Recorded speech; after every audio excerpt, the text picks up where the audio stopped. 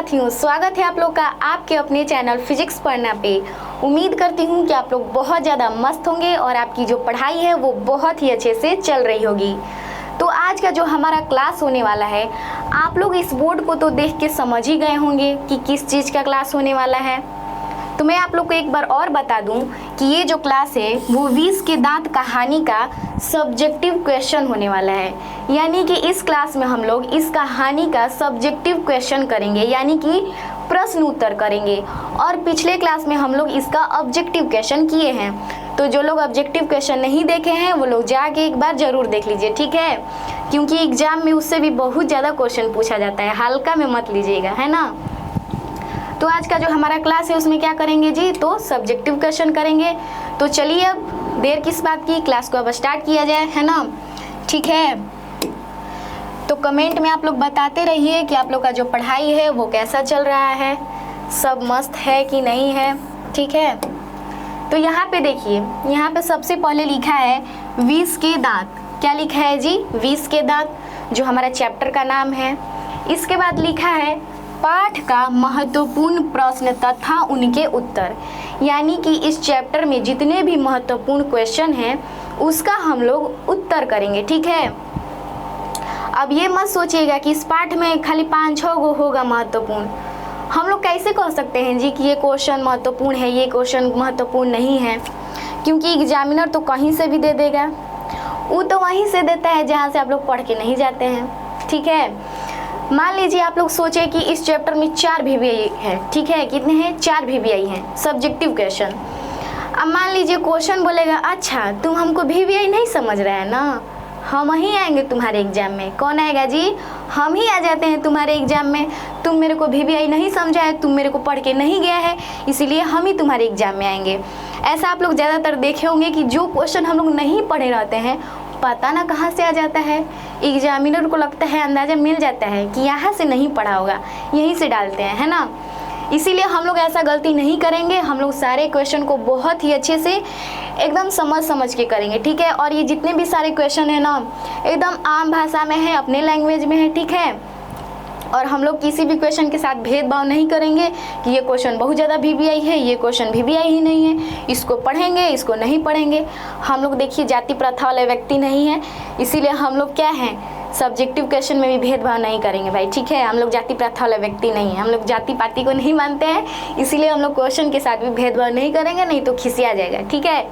तो हम लोग खिसियाने नहीं देंगे। सबसे पहले देखिए, इस क्लास को स्टार्ट करने से पहले एक थोड़ा सा मोटिवेशन हो जाए। क्या हो जाए, एक मोटिवेशन हो जाए। तो यहाँ पे देखिए लिखा है, जीतने का मज़ा तभी आता है जब सभी आपके हारने का इंतज़ार कर रहे हों। क्या कर रहे हूँ जी, सभी आपके हारने का इंतज़ार कर रहे हों। आप लोग ऐसा बहुत बार देखे होंगे कि मान लीजिए कोई बच्चा है, वो क्लास में कभी टॉप ही नहीं करता है, कभी उसका अच्छा मार्क्स आता ही नहीं है। अब मान लीजिए एक दिन गलती से एक दिन अगर उसका रिजल्ट सबसे ज़्यादा आ गया ना, तो सब लोग कहेगा ये कैसे हो गया, कैसे हो गया, ये तो पढ़ता ही नहीं था, कैसे आ सकता है, ज़रूर चीटिंग किया होगा।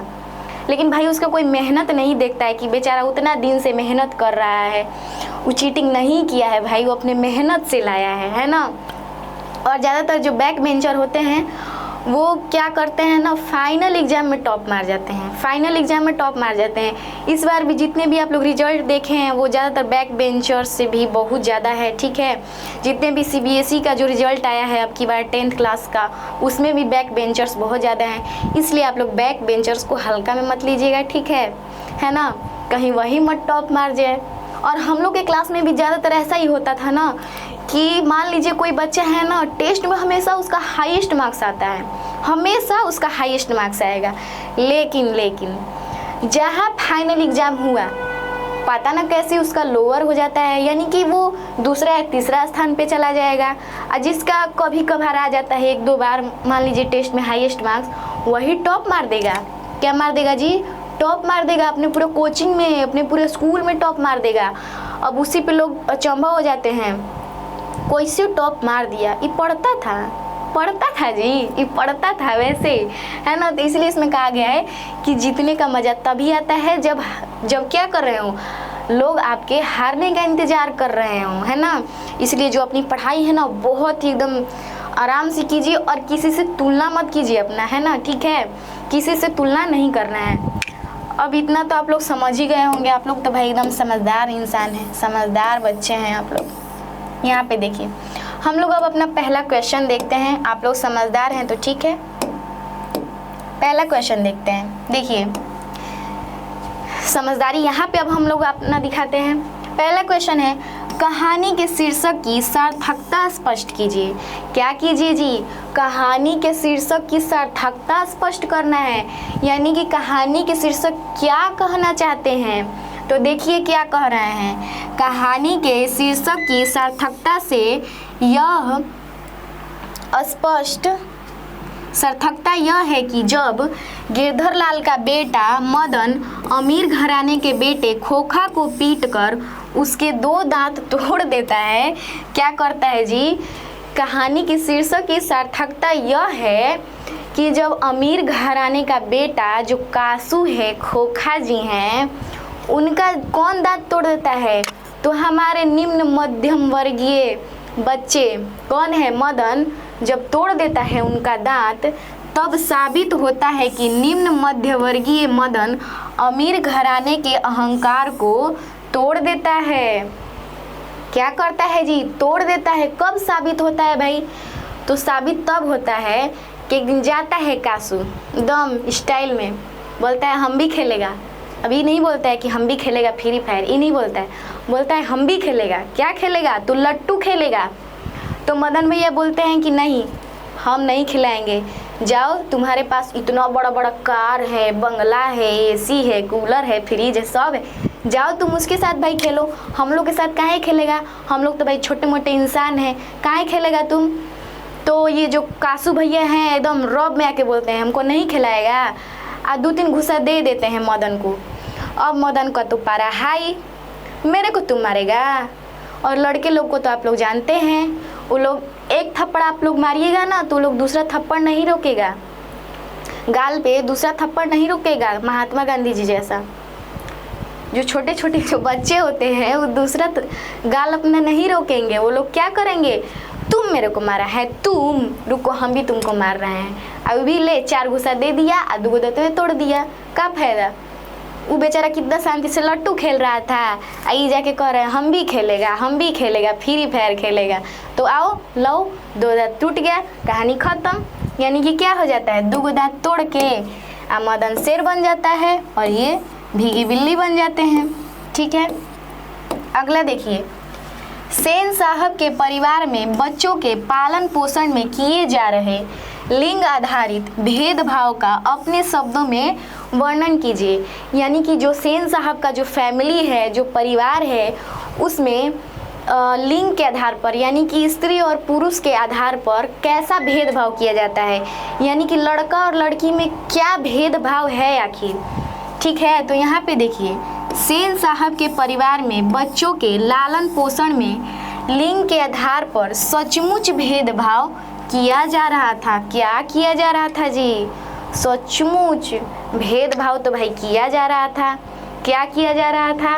अर्थात लड़कियों के लिए घर में अलग नियम एवं अलग शिक्षा बनाए गए थे और खोखा के लिए घर में अलग नियम एवं अलग शिक्षा बनाया गया था। है क्या कह रहा है जी? मतलब कि लड़की लोग के लिए अलग शिक्षा दिया गया था, लड़का के लिए अलग शिक्षा था, लड़की के लिए अलग नियम था और लड़का के लिए अलग नियम था। ठीक है, इसलिए इसमें कहा गया है कि जो सेन परिवार है उसमें लड़का और लड़की के बीच निम्न भेदभाव किए जाते हैं। यानी कि जो लड़कियां हैं ना वो तो बहुत सुशील हैं, और आप लोग तो जानते ही हैं कि लड़की लोग सुशील होइबे करती है ना। लड़की लोग तो सुशील होइबे करती है, उन लोग का तो स्वभाव ही होता है। तो जो लड़कियां हैं वो सुशील रहती हैं, इसलिए उनके लिए घर में अलग नियम बने थे। उनको कब हंसना है, कब खेलना है, शाम के वक्त खेलना है क्या सुबह के वक्त खेलना है, मतलब ये सब नियम बनाए गए थे कि लड़की लोग को ना सिर्फ शाम के वक्त ही खेलना है और होठ पे एकदम जरा सी मुस्कुराहट लाना है कि देखने वाले बस देखते ही रह जाएं। ई ना कि रावण की तरह हंस दे और कोई कहेगा अरे लड़की है कि रावण है। इसीलिए लड़कियों को ऐसा शिष्टाचार दिया गया था कि वो लोग जब हंसे ना तो एक छोटा सा बस एक मुस्कान आए, ताकि जो लोग देखें, जो महिलाएं देखें, वो बोलें कि कितनी प्यारी बच्चियां हैं। क्या है जी, कितनी प्यारी बच्चियां हैं, कितना अच्छा होठों पे मुस्कान लाती है, आए है दिल पिघल गया, है ना। महिलाएं बोल सकती हैं, ऐसा उनको शिष्टाचार दिया गया था। पर एक लड़का भी तो है इनका, एक महाशय जी कौन है, एक लड़के हैं, खोखा जी हैं। तो खोखा जी तो पहले ही से रईस खानदान के एकदम बदमाश रंगदार लड़का है। वो कहते हैं कि हम और शिष्टाचार में रहेंगे, ऐसा हो सकता है? नहीं, इस शिष्टाचार में रहने वाले नहीं हैं। इसलिए इनके घर में अलग नियम कानून बना दिए गए थे कि भाई तुम इकलौते हो, तुम हमारे जिगर के टुकड़े हो, तुम हमारे आँखों के तारे हो, आँखों के पुतली हो, कुछ भी कहें, तुम हमारे इकलौते बेटे हो, इसलिए तुम्हारे लिए घर में ना अलग नियम बनाया जाएगा, ठीक है। इसलिए खोखा जी के लिए अलग नियम बनाए गए थे और लड़की लोग के लिए अलग नियम बनाए गए थे। यही जो है भेदभाव किया जा रहा था उनके घर में। क्लियर? इतना बहुत अच्छे से आप लोग समझ रहे होंगे, ठीक है। अगर समझ में आ रहा है तो यस लिख के भेजिए, नहीं समझ में आ रहा है तो नो लिख के भेजिए। भाई लिखने में क्या जाता है, लिखने का पैसा लगता है क्या? बोला जाता है ना, बोलने का पैसा लगेगा क्या? तो वैसे ही लिखने का पैसा लगता है क्या? लिख दीजिए, समझ में आ रहा है कि नहीं आ रहा है, ठीक है। यहाँ पे देखिए थर्ड क्वेश्चन है, खोखा किन मामलों में अपवाद था? जो हमारे खोखा भैया थे वो किन मामलों में अपवाद थे? जो खोखा जी हैं वो काहे उनको भाई इससे हम लोग बोल रहे हैं कि वो अपवाद हैं, काहे बोल रहे हैं? देखिए, खोखा अपने घर के मामलों में अपवाद था और ये कहना बिल्कुल भी गलत नहीं होगा कि वह अपने जीवन के मामलों में भी अपवाद था। बेचारों को कितना हम लोग दुख देंगे, हर तरफ से इसको हम लोग ताना ही मार रहे हैं कि बदमाश है, हई है, हऊ है, उदंड है। और यहाँ पे हम लोग लास्ट में ये भी बोल दिए कि वो तो अपने घर के मामलों में अपवाद था ही, वो अपने जीवन के मामले में भी अपवाद था। क्यों अपवाद था भाई? आप लोग जानते होंगे, क्योंकि जो खोखा है ना वो बहुत लास्ट स्टेज पे हुआ था, जब उनके माता पिता को लगा कि अब हमारा कोई बेटा नहीं होगा, हमारा कोई संतान नहीं होगा, तब वो लास्ट में महाशय जी पधार दिए, इसलिए वो अपने जीवन के मामले में अपवाद हो गए। इसीलिए हम लोग उन्हें बार बार कोस रहे हैं कि अपवाद अपवाद अपवाद, ठीक है, अपवाद था। और फिर देखिए, क्योंकि खोखा अपने माता पिता के नाउम्मीद आँखों का तारा था। का था जी? तारा था, आँख का पुतरी था, आँख का तारा था। यानी कि जो खोखा है वो ना उम्मीद, यानी कि जब सेन परिवार को लगा कि अब हमारा कोई संतान नहीं होगा तो खोखा जी आ गए कि काहे नहीं होगा, हम आपके वंश को आगे बढ़ाएंगे, तो ये आ जाते हैं, ठीक है। इसलिए इसका यही आंसर हो गया। आगे देखते हैं अब फोर्थ नंबर देखिए, सेन दंपति खोखा में कैसी संभावनाएं देखते थे और उन संभावनाओं के लिए उन्होंने उसकी कैसी शिक्षा तय की थी। जो सेन दंपति थे यानी कि सेन साहब और उनकी जो वाइफ थी, वो अपने बेटे में क्या बनने का संभावना देखती थी? डॉक्टर बनने का, इंजीनियर बनने का, या फिर पुलिस ऑफिसर बनने का? किस चीज़ का भाई संभावना देखती थी? और जो लोग संभावना देखे थे तो वो लोग उसको कैसा मतलब शिक्षा देने का कोशिश कर रहे थे। तो देखिए, सेन दंपति खोखा में इंजीनियर बनने की संभावना देखते थे। क्या बनने की संभावना देखते थे जी? तो इंजीनियर बनने की संभावना देखते थे। बोलते थे ना, मेरा तो बेटा इंजीनियर बनेगा। क्या बोलते थे? मेरा बेटा ना इंजीनियर बनेगा। वे चाहते थे कि खोखा इंजीनियर बने, इसलिए सेन दंपति खोखा को अभी से ही बढ़ई के साथ ठोक पीट का काम करवाते थे। हाय देखिए जी, क्या करवा रहे हैं? एगो तो बेचारा इतनी गो है एगो तो, ऊपर से इसके हाथ इतने छोटे छोटे हैं, इतने प्यारे प्यारे मखमल से एकदम मुलायम से। छोटे छोटे बच्चों का हाथ कितना प्यारा होता है ना।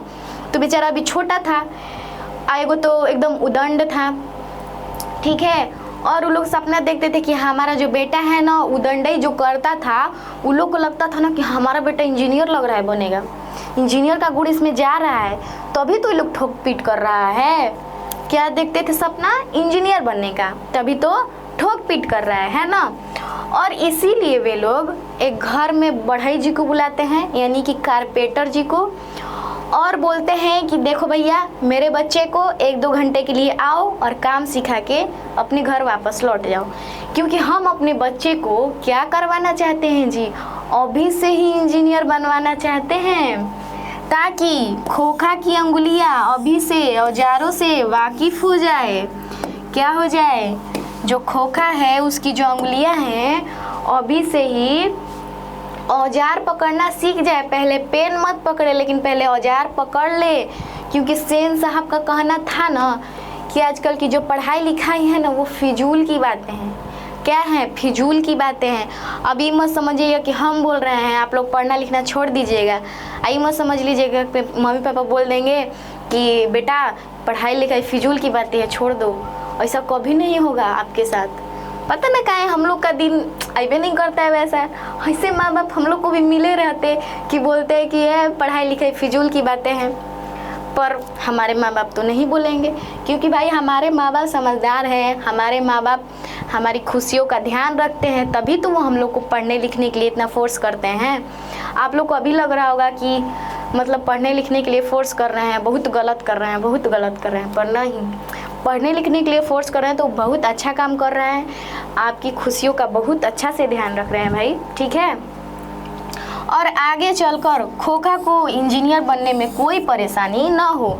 इनके माता पिता सोचते हैं ना कि अगर हम अभी से ही अपने बच्चे को औजार पकड़ना सिखा देंगे तो मान लीजिए आने वाले समय में इंजीनियर बन गया मेरा बेटा, और उसको औजार पकड़ा दिया जाए तो खट से पकड़ लेगा, है ना। अगर वही हम पहले ही पेन पकड़ा देंगे तो पहले पेन पकड़ना जानेगा, इंजीनियर कैसे बनेगा भाई। तो इसीलिए वो लोग क्या करते हैं, देखो बढ़ई जी को रख लेते हैं और बोलते हैं मेरे बच्चे को 1-2 घंटा आके और ठोक पीट करवा देना, है ना, ताकि मेरा जो बच्चा है वो क्या पकड़ना सीख जाए, तो औजार पकड़ना बहुत ही अच्छे से सीख जाए, ठीक है। इसीलिए वो लोग अपने बच्चे को इंजीनियर बनाना चाहते थे। इतना आज हम लोग के क्लास में देख लिए, यानी कि आज हम लोग इस क्लास में 4 क्वेश्चन देखे हैं, और इस चैप्टर में अभी क्वेश्चन है बहुत ज़्यादा नहीं है, आप लोग घबराइए मत। बहुत ज़्यादा नहीं है, बहुत कम भी नहीं है, यानी कि एकदम लिमिट में है। आप लोग बहुत अच्छे से उसको कर सकते हैं, कवर आप लोग बहुत अच्छे से कर लीजिएगा। यानी कि कल यानी कि अगले क्लास में हम लोग और थोड़ा सा लेंगे। एक ही दिन हम लोग पूरा क्वेश्चन आंसर नहीं करेंगे कि आपके माइंड पे एकदम प्रेशर चला जाए कि अरे कितना ज़्यादा क्वेश्चन है मैं नहीं करूँगा। ऐसा नहीं करना है, इसीलिए हम आप लोग के लिए ना बहुत कम क्वेश्चन लेके आ रहे हैं, ताकि आप लोग बहुत ही अच्छे से एकदम मौज मस्ती के साथ पढ़ाई करें, कोई भी टेंशन ना हो, ठीक है। तो आज हम लोग कितने क्वेश्चन किए, 4 क्वेश्चन कर लिए, ठीक है। तो आप लोग को मैं उम्मीद कर रही हूँ कि समझ में आया होगा, क्योंकि आप लोग तो कमेंट में बताएंगे नहीं कि आया है कि नहीं आया है समझ में। आप लोग को कमेंट करने में पता ना क्या लगता है, पैसा लगता है कि क्या लगता है, समझ ही में नहीं आता है। आप लोग कमेंट में बताइए नहीं करते हैं कि समझ में आया कि नहीं समझ में आया। अरे भाई बताया कीजिए, तभी ना हम लोग को पता चलेगा कि आप लोग को समझ में आ रहा है, आप लोग पढ़ रहे हैं, ठीक है। इसीलिए आप लोग कमेंट किया कीजिए थोड़ा बहुत, है ना। कमेंट सबके हम लोग देखते हैं। तो आज के लिए इतना ही रहेगा, मिलते हैं नेक्स्ट क्लास में, तब तक के लिए जय हिंद जय भारत।